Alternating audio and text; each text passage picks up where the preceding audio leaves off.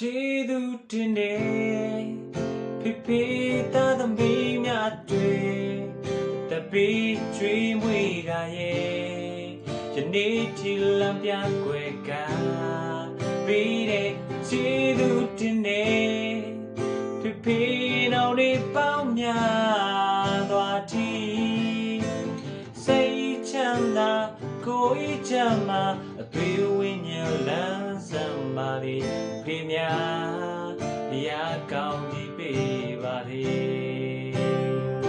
ကျေးဇူးတင်တယ်ဖေဖေသားသမီးများတွေတပိကျွေးမွေးကြရဲ့ယနေ့ဒီလမ်းပြကွယ်ကပေးတဲ့ကျေးဇူးတင်တယ်ဖေဖေ